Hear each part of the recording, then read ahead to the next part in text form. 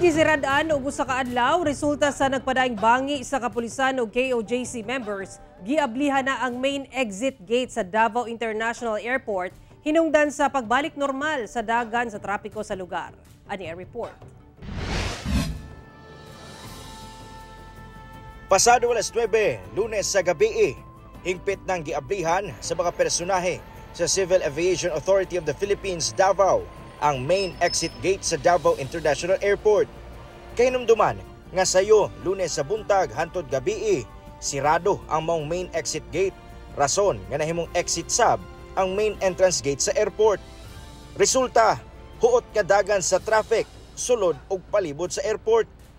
Hinoon, giablihan na kini adlong Martes og sa paglibot sa GMA Regional TV 1 Mindanao, luag na ang dagan sa trapiko, pasulod og pagawas sa airport. Butang nga gikalipay sa mga taxi driver nga gatorno palibot sa airport. Dili na kay siya hassle kay kuan man mukha na mi ba makasulod na mi niya pagawas na mo di na pod mi makakuan. Okay naman. Sumot na kibali. Okay naman pod. Kaya gani untog mabrihan na jud siya kay para ang mga pasahero pod ba loy pod. Then mas okay na ning giabrihan kay makatuyo ka didto. Pero mas okay yung itong mabrihan dito. Kay para bangod na sa mga katawhan, commuters ba nga mga gidya. Ang pamilyang Takigami kinsa mo biyahe pa padulong Japan, lipay sa hanay nga dagan pasulod sa airport. Gani nagsayo pa sila tungod sa kabalaka nga basin maulahi sa flight. Expected namin na baka malate, ganyan. Kaya nag-aga kami, tapos lumabas uli. Kumain mo.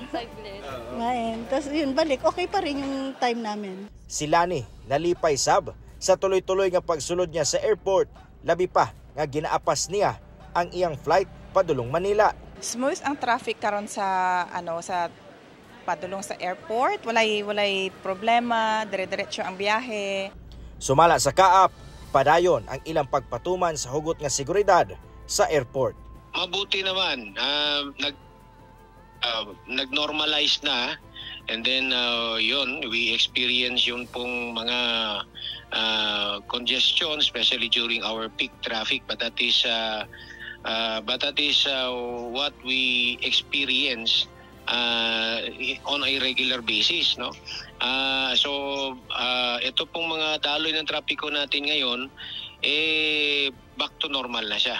Kauban si Jaybert Pairat sa kamera.